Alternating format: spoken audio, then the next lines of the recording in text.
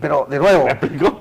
pero de nuevo, es evidente que no sí. es posible tener una propuesta de desarrollo regional en ninguna parte del Pero país si es que crees- tienes el de 80% acuerdo. del territorio concesionado a la minería y se va a aprovechar el agua y se van a sacar todas las tierras ¿Qué y que dice tú puedas Eugenio? opinar. de acuerdo, Pedro, pero eso ya no es un problema de Conga, Opinar. es un problema del proceso de descentralización como está manejado, ¿de acuerdo? O sea, digamos, yo estoy de acuerdo en los problemas, ¿de acuerdo? Por supuesto. Lo que quiero decir es que el señor Santos no es la persona para resolver el problema. Yo te voy a poner un ejemplo bien claro. Cuando inició el problema de Conga, yo sinceramente, porque lo he conocido a Goyo Santos, y creo que es una buena persona, yo sinceramente pensé que él estaba detrás de una agenda ecológica, ¿de acuerdo?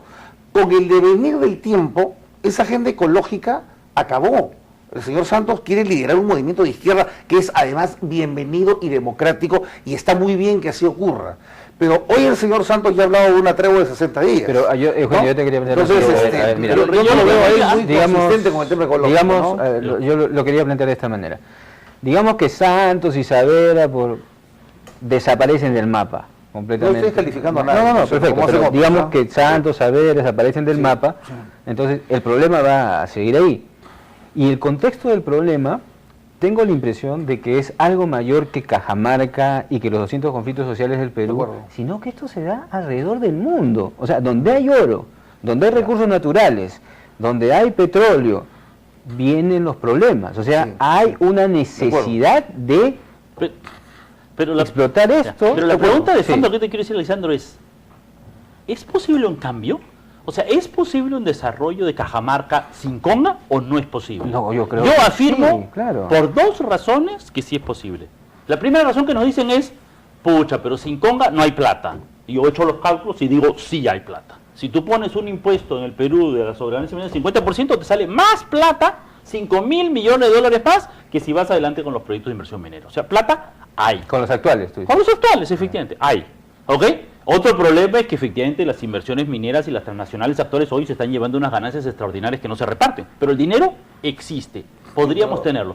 Con eso es posible plantearse otra propuesta de desarrollo, donde hay un espacio de la minería, pero donde pongas énfasis en el turismo, en la agricultura, Yo en la también ganadería, en la industria. Eugenio, ¿qué Yo opina creo de que este sí. tema de los impuestos? Perdóname. Cualquiera de nosotros de repente podría vender el auto y mañana mandar a su hijo a Argentina un mes, ¿de acuerdo? Ese no es el tema. Para mí el tema no es si es posible con los números hacer el desarrollo de Cajamarca alternativamente a la minería. Como economista, Pedro sabe que la pregunta relevante para un economista no es si es bueno hacerlo. La pregunta relevante es qué cosa voy a dejar de hacer por generar el desarrollo alternativo de Cajamarca. Yo diría de frente lo siguiente. A mí me parecería fantástico lo de las sobreganancias mineras que propone Pedro, si es que el Ejecutivo se comprometiera a utilizar ese dinero a fondo exclusivo, por ejemplo, para una verdadera reforma de la educación en el Perú, para invertirlo ahí. Porque quiero decir lo siguiente, el tema de Conga no es un tema solamente de los cajamarquinos. O sea, la responsabilidad del Perú, con todo respeto, no es atender a Cajamarca. La responsabilidad del Perú, o del gobierno que gobierna el Perú, es generar un desarrollo integral para todo el país. Y Pero entonces, si priorizamos la minería solamente, porque mira, la idea es esta, ¿no? Yo no estoy el Perú, hablando de minería, sí, dice, ¿eh? el Perú es un país minero, bueno, eso a mí no me queda totalmente claro, ¿no? El Perú es un país agrario, es un país forestal, es un país marítimo y también es un país minero, quizás. Pero lo que está sucediendo es que nos están diciendo el Perú es un país minero y Yo no lo he dicho. pero lo que se sugiere, ¿no? En el debate es el Perú es un país minero, entonces si esto se pone cualquier tipo de limitaciones o exigencias mayores ambientales o impuestos a las sobreganancias, entonces esto va a desencadenar un derrumbe de las inversiones y el país se va a aislar. Alessandro, perdóname, y Pedro, perdóname, es que justamente para elucidar justamente cuál es el mecanismo, hay que hacer el estudio técnico, que es lo que se supone han hecho los peritos. O sea, cuando tienes un impacto ambiental tienes tres alternativas. O no haces el proyecto, o compensas con impuestos a lo PIU, ¿de acuerdo? O compensas con una negociación directa a lo teorema de Coase. Me está entendiendo perfectamente Pedro, ¿de acuerdo? Son tres alternativas, no tienes más. Si no puedes compensar de ninguna manera, no haces el proyecto. Y estamos en el mundo de Pedro. Eso es lo que los peritos no han respondido, digamos, ¿no? Pero Porque no les han planteado la pregunta, no les han dejado responder, ¿me explico? Porque la pregunta a los peritos podría haber sido eso, bueno, ok, este es el Sí, claro. proyecto, ¿considera usted que los daños ambientales estos se van a poder compensar? ¿De qué manera? Esa no fue la pregunta, ¿no? La diferencia... Es una pregunta que es, ¿cómo podrían ustedes minimizar los riesgos? La diferencia entre una posición como la tuya y la mía es la siguiente. Yo digo, si el estudio técnico nos dice que no hay forma de compensar o de mitigar y efectivamente el daño ambiental va a ser irrecuperable, yo estoy de acuerdo con que no se haga el proyecto. Pero el problema es que el estudio no podía decir eso, porque los términos de referencia no se lo permitían. Bueno, entonces, no sé si me explico. entonces la actitud correcta, ¿cuál es? No hagamos ningún estudio. No, Entonces, hay que hacer el estudio correcto. ¿Quién hace el estudio correcto? El estudio correcto es revisar si es que efectivamente esas condiciones ambientales son mitigables o no son ¿pero eso mitigables. no ha hecho el peritaje de ahora? No los términos de referencia dicen claramente, lo único que pueden hacer es proponer cosas para reducir el daño ambiental. Pero tú sabes que yo no he escuchado... pueden evaluar integralmente si es que no es... Te confieso simplemente que el daño es tan grande que no se puede. no lo Eso he revisado, pero sí he escuchado ahora al ministro del Ambiente decir de qué recomendaciones para mitigación de daño ambiental en el informe de los peritos. Es que eso es lo que se les había pedido. Entonces, tú eres un consultor, si te piden hacer algo, claro, tú tienes que hacer lo que te pidieron. Lo haces. ¿No? ¿Dar recomendaciones para mitigar? Yo doy mis recomendaciones para mitigar, es lo que me pidieron. Pero no estás haciendo una evaluación integral de cuáles son todos los daños y si es posible compensar. ¿Qué pasaría si el oro pues se queda ahí y más adelante ese oro va a estar ahí? O sea, el oro no se va a ir caminando, ¿no? ¿Tú sabes quién Sí, responde? claro. ¿Sabes quién sugiere eso? Bueno, a ver, responde yo luego. Yo te voy a dar una respuesta que yo tengo, ¿no es cierto? Acá donde no aparece la formalización en minería, aparece la minería informal. Esa es mi teoría. O sea, el comportamiento humano hay que entenderlo. El comportamiento humano es maximizador de beneficios. Cualquiera de nosotros lo hace. No hay ningún sitio de una gran minería donde hayan vendido eso entrado en minería informal, porque son dos sistemas de explotación diferentes. ¿Tú crees que, por ejemplo, la minería informal de Piura no tiene que ver con el hecho de que se hayan paralizado proyectos formales de minería grande? No es el mismo sitio, no son las mismas explotaciones. Estamos pensando diciendo en eso. No es el mismo lugar. Por cierto, hay una cosa más, hablando del estudio. Hoy en día, antes de venir acá a escuchar las declaraciones, me voy a apoyar en el doctor César Guzmán Barrón del Centro de Conflictos del Centrum Católica, ¿no? La misma mala mater de nosotros, que escuchó unas declaraciones donde dice que él interpreta una de las recomendaciones de los peritos en el sentido de que ya no sería nocivo necesariamente hacer actividad minera en las llamadas cabeceras de cuenca. Eso es como un mito. Yo no soy experto en materia minera, te lo soy sincero. Yo estoy haciendo una lectura política del asunto. Pero si eso fuera el caso, entonces yo creo que se rompería un enorme mito. Y si se deja conga, sí creo que se debería dejar de por ejemplo, Ahora, dicen que ese me quedo con caso- una palabra previa, sí. que es, ¿sabes quién ha puesto por escrito y ok, dicho ya.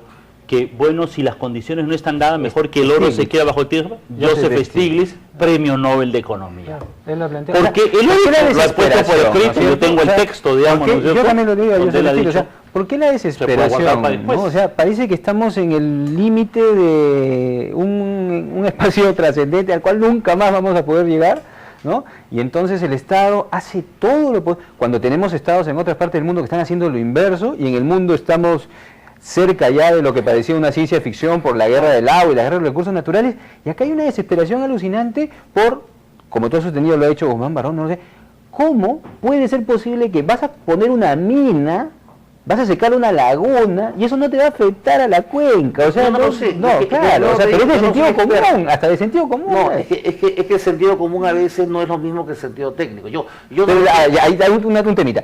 Pero el asunto es técnico. El asunto de Conga es técnico. Pero entonces no es técnico, entonces es político. Claro que Entonces si es político. político, entonces si es político, yo pregunto, ¿qué hacemos discutiendo en esta mesa la validez del estudio técnico? Digamos de No, frente. por eso hemos podido discutir en 20 minutos, sigue el estudio de impacto, porque Entonces, finalmente no es Entonces técnico. no sirve, entonces no importa lo que diga, o sea, no importa. Es un elemento de juicio. Es que estamos como los que cuestionaban a Galileo, ¿no? Y decían, no pueden existir planetas más allá de determinado planeta porque nosotros nos rehusamos a mirar el telescopio.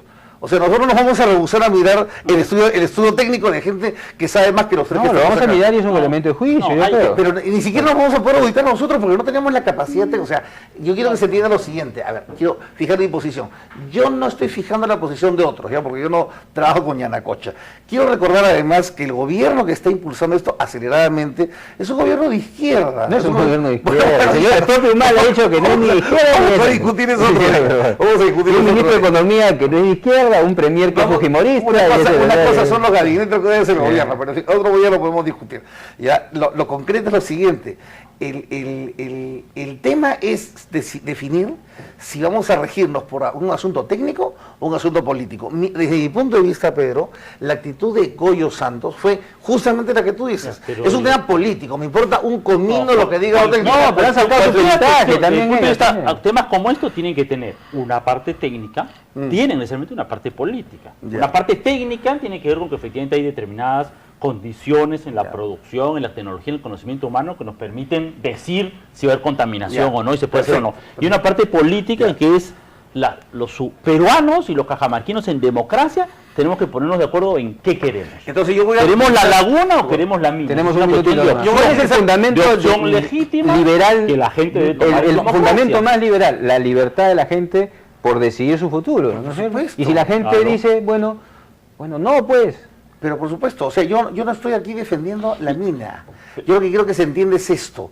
La actitud que yo tengo en lo personal, y no represento a ningún partido político, es que si la minería no contamina, yo dejaría que la minería actuara. Claro. Por eso, contamina poco, no hay falta cero. No hay en el mundo de Pedro, que es el razonamiento contrafactual. Tenemos un minuto, 30. Imaginémonos que comprobamos fehacientemente, lo comprueba Stiglitz y todos los premios Nobel, que no hay contaminación. Entonces ahí Pedro va a decir, pero es un asunto de que queda por ahí, ahora lo que importa es lo político. Y nosotros no queremos minería. No, pero no hay huella cero. Hay una actitud, pues hombre, hay una actitud entonces... No, yo no diría eso. Yo no diría eso. Yo diría, si no hay contaminación, si no hay efectos sobre los recursos naturales, por supuesto diría que haya minería, porque si no, mi punto de vista sería que no hay más minería, nada en el Perú. Ese no es mi punto de vista. Yo creo que hay un montón de sitios en los cuales está muy bien que haya minería.